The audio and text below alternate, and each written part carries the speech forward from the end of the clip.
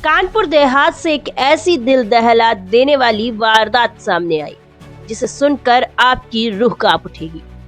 एक तरफा प्रेम, जुनून और अंधविश्वास ने एक युवक की जिंदगी छीन ली। वशीकरण के नाम पर ठगी और फिर खौफनाक हत्या। शिवली पुलिस ने इस ब्लाइंड मर्डर का खुलासा केवल 72 घंटे में कर दिखाया। कानपुर देहात के सिवली थाना क्षेत्र में एक युवक की निर्मम हत्या ने पूरे इलाके को दहशत में डाल दिया। उरसतपुर निवासी राजा बाबू एक लड़की से एक तरफा प्यार करता था। लड़की की शादी अप्रैल 2025 में कहीं और हो जाने के बाद वह मानसिक रूप से टूट चुका था। इसी कमजोरी का फायदा उठा लिया उसके तांत्रिक दोस्त नीलू गौतम ने, एक ऐसा शातिर कथित भगत जो वशीकरण के नाम पर लोगों के दिमाग से खेलता था। नीलू ने पहले राजा बाबू को वशीकरण का लालच देकर 36,000 रुपए हड़प लिए। जब युवक को कोई फायदा नहीं दिखा तो आरोपी ने बड़ी पूजा के नाम पर 2 लाख रुपए की मांग कर दी। राजा बाबू किसी भी तरह अपनी प्रेमिका को पाने की चाह में 1,50,000 रुपए का इंतजाम करके 24 नवंबर को नीलू के पास पहुंच गया और यही उसकी जिंदगी की सबसे बड़ी गलती साबित हुई। 27 नवंबर की रात दोनों ने औनाहा के पास शराब पी। इसके बाद सैयद बाबा मजार के पास सुनसान जगह गए। हत्या को आत्महत्या दिखाने की साजिश के तहत नीलू ने उससे एक सुसाइड नोट भी लिखवाया।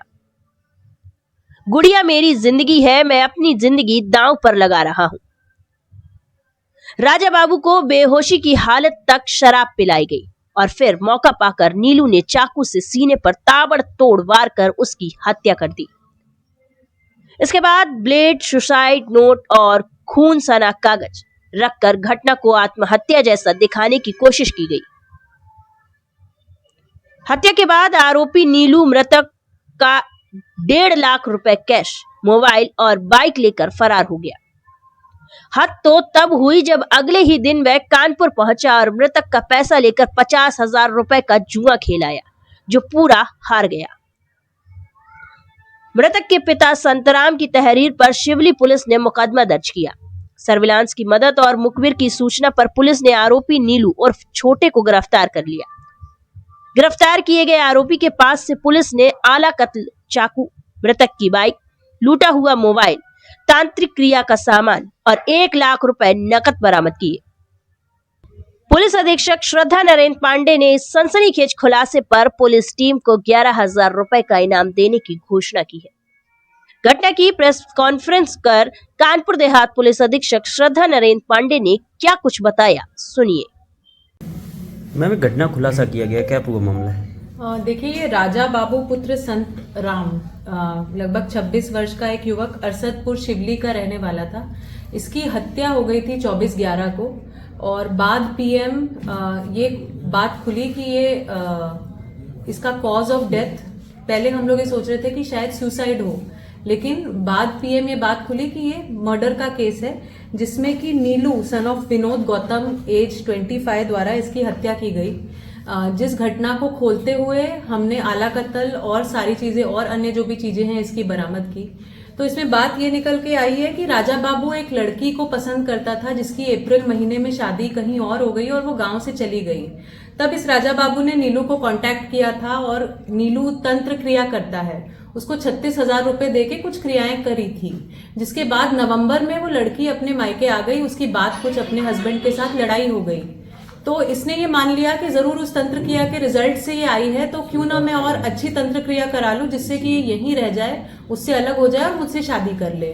तो इसी के क्रम में उसने पुनः नीलू से कांटेक्ट किया, उसको लगभग 1.5 लाख रुपए दिए और तंत्र क्रिया कराने के लिए गए, जिसमें कि कई सारी चीजें जैसे कि मृतका की फोटो शादी के पहले बाद की, मिठाइयाँ, कलेवा और अन्य जो भी यंत्र तंत्र उसने समझाए होंगे नीलू ने, वो लेकर के पहुंचा। लेकिन चूंकि दोनों जन ने दारू पिया था और पैसे के अमाउंट को लेकर के दोनों में अनबन हो गई, तो गुस्से में आकर और नशे की हालत में नीलू ने इस पे अटैक किया और इसकी मौके पर मृत्यु हो गई, जिसके बाद नीलू वहां से फरार हो गया।